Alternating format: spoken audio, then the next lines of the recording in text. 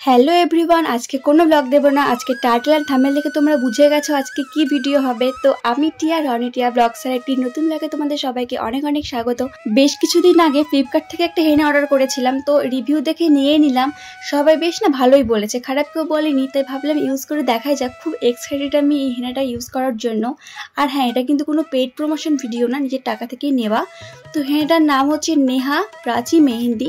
এতদিন আমি অনেক দোকানের হেনা ইউজ করেছি, বাট নেহা হেনা কোনোদিন আমার ইউজ করা হয়নি। আর হ্যাঁ, আরেকটা কথা, এটা হাতে কিংবা চুল দুটোতে ইউজ করা যাবে, বাট আমি এই মুহূর্তে এখন চুলে ইউজ করব। আর এটা নেট কোয়ান্টিটি আছে 500 গ্রাম, আর দাম নিয়েছে 145 টাকা, বেশ অ্যাফোর্ডেবল প্রাইসের মধ্যে। তো এটা প্যাকেজিংয়ের কথা হলো এতক্ষণ। এবার চলো হেনাটাকে পেস্ট করা যাক। তার আগে রান্নাঘরে চলো। প্রথমে একটা বাটিতে আমি জল নিয়ে নেব চুলের পরিমাণ অনুযায়ী, যার যেরকম চুল সেরকম অনুযায়ী। আমার অনেকটা বড় চুল, তার জন্য অনেকটা জল নিয়েছি। তারপর আমি দিয়েছি চা পাতা আর কয়েকটা তেজপাতা, যেটা খুব ভালো চুলের পক্ষে। আর দিয়েছি কফি। কফিটা শেষের দিকে অল্পই ছিল, তাই জন্য ওই গরম জলটা ওর মধ্যে দিয়ে সবটা নিয়ে নিয়েছি।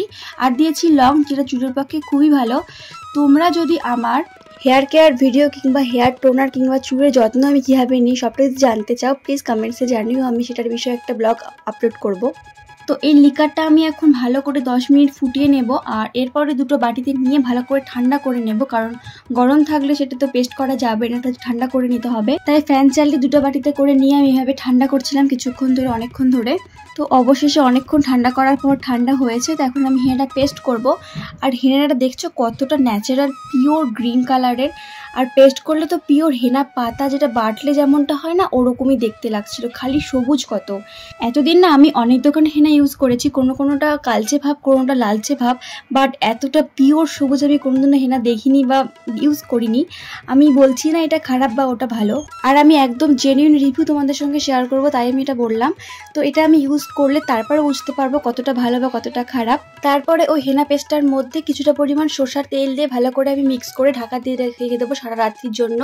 সরষার তেল দেওয়ার একটাই কারণ, হেনা খুব ড্রাই, তার জন্য ড্রাইনেসটাকে যাওয়ার জন্যই তেল দেবো।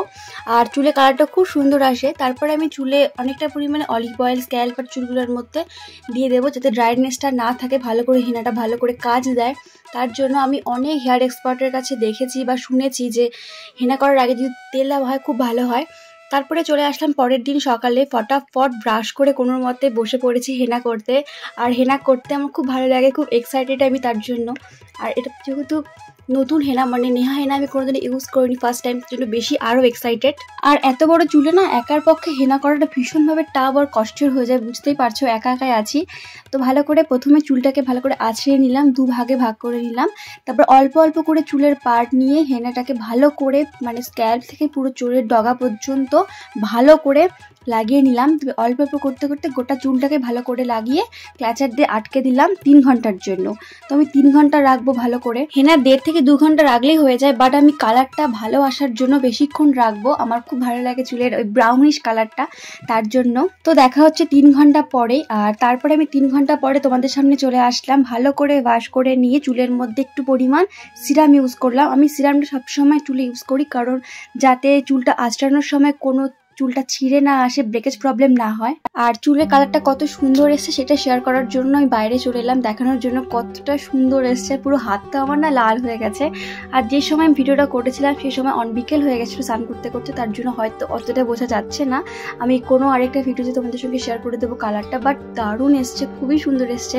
যে আমি অনলাইন থেকে, ফ্লিপকার্ট থেকে ফার্স্ট টাইম আমি একটা প্রোডাক্ট কিনেছি হেনা, যে এত সুন্দর রেজাল্ট আসবে সত্যি আনএক্সপেক্টেড ছিল, এত কমের মধ্যে এত ভালো রেজাল্ট। বাট পিওর ন্যাচারাল ছিল এটা, কোনো রকম কোনো আর্টিফিশিয়াল কালার বা আর্টিফিশিয়াল ফ্রেগরেন্স ছিল না, দারুণ এসছে। আর ভিডিওটার শেষে আমি আরেকটা ক্লিপ অ্যাড করে দেবো, যে চুলটা কাছ থেকে দেখাবো কতটা স্মুথ অ্যান্ড সিল্কি শাইনি হয়ে গেছে। আরেকটা কথা, যদি তোমরা আমার হেয়ার কেয়ার ভিডিও কিংবা কোনো হেয়ার টোনার মানে দেখতে চাও ভিডিও, তাহলে আমি সেটা আলাদা করে ব্লগ দেবো। তো জানিও কমেন্টসে প্লিজ। আর যদি এই ভিডিওটা ভালো লেগে থাকে চ্যানেলটিকে সাবস্ক্রাইব করে দিও, আর অনেক লাইক অ্যান্ড শেয়ার সাবস্ক্রাইব করে দিও।